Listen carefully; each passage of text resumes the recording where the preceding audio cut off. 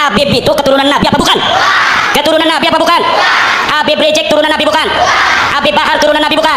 Habib Lutfi bin Yahya turunan Nabi apa bukan? Habib Taufik Segaf turunan Nabi apa bukan? Orang Purbalingga sudah bersaksi bahwa mereka bukan keturunan baginda Nabi besar Muhammad. Mencium tangan mereka mulai malam hari ini. Haram mencium tangan mereka mulai hari ini. Keluarga Nabi Muhammad SAW setelah Nabi Muhammad meninggal dunia, mereka pindah ke banyak tempat. Ada beberapa yang pindah ke Mesir, tempat saya. Ada beberapa yang pindah ke Yaman.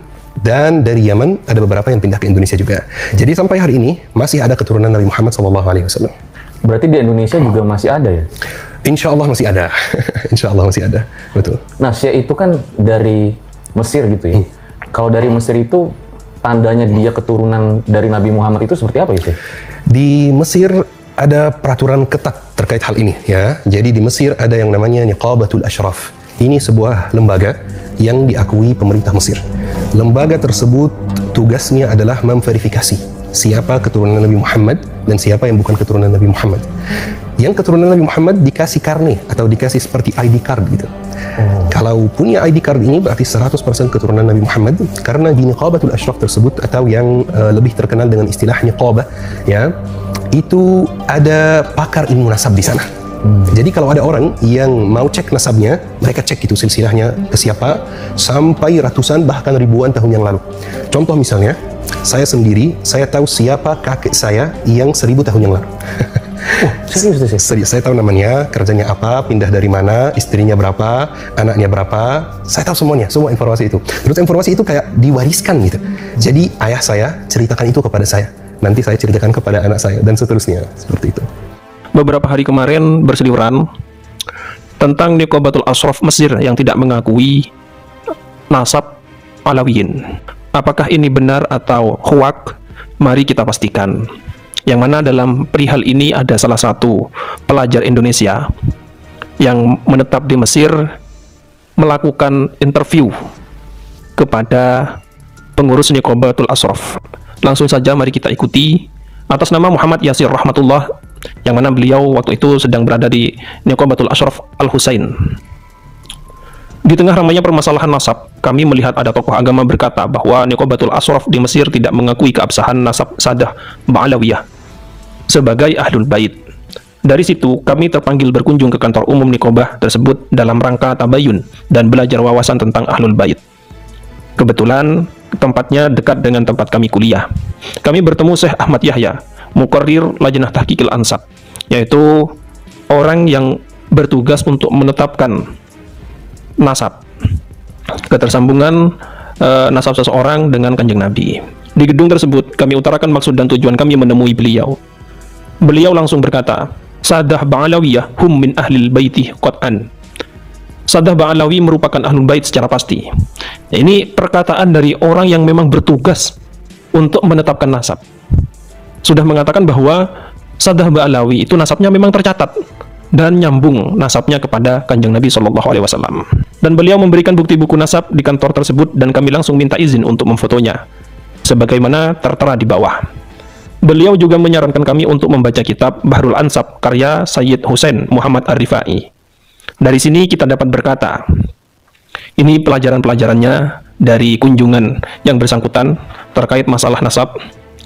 Satu, bahwa apa yang tidak disebutkan dalam sebuah kitab bukan berarti sesuatu itu tidak ada. Kaidah ilmu berkata, adamul ilmi bisyai'i laisa ilman bil adam. Ketika kita tidak mengetahui sesuatu, bukan berarti itu merupakan sebuah pengetahuan akan ketiadaan. Jadi kalau tidak ada, tidak menemukan, bukan berarti tidak ada. Ya harus tetap dicari. Betapa banyak hadis yang disebutkan oleh Imam Ahmad bin Hambal tapi tidak disebutkan sama pendahulunya, Imam Malik dan Imam Syafi'i. Demikian juga Imam Hakim dalam Mustadraknya. Ini sebuah perbandingan bahwa ada beberapa kasus hadis yang tidak disebutkan oleh imam pendahulu tapi disebutkan oleh imam setelahnya. Nah, ini kalau kita mengacu pada harus ada di sebelumnya, berarti hadis-hadis yang terdapat dalam kitabnya Imam Ahmad ya harus ditolak karena tidak disebutkan di kitab-kitab ulama sebelumnya. Iya, saya juga sering dengar ya, kayak di Mesir, Yaman, anak-anak kecil itu tahu tuh leluhurnya gitu ya. Betul sekali. Kalau menurut saya sendiri, apa sih manfaat ketika kita mengetahui leluhur kita gitu? Baik, Itu sebenarnya ada dua manfaat gitu ya. Manfaat yang pertama, manfaat sosial, supaya tidak ada yang berani mengaku keturunan A padahal dia bukan keturunan A.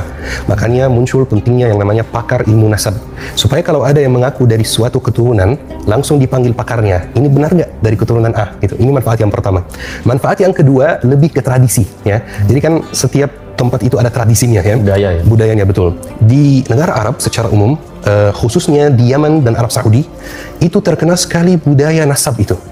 Jadi itu lebih ke tradisi seperti itu. Dan sampai hari ini di setiap suku di Mesir, Arab Saudi, Yaman itu ada pakar ilmu nasabnya. Terus kalau ada perselisihan tentang nasab langsung dipanggil dan ditanya. Pakar ilmu nasab itu lebih keren lagi, tahu nasab semua sukunya sampai Nabi Ibrahim. Iya, jadi jauh sekali gitu. Jadi memang sudah ada ya, Betul, terorganisir gitu ya. sangat-sangat terorganisir. Tapi Syekh, kita boleh nggak dalam agama meragukan nasab seseorang? Masya Allah, ini pertanyaan yang bagus sekali. Dalam agama, meragukan nasab seseorang itu boleh dalam satu kondisi saja, diragukan oleh hakim.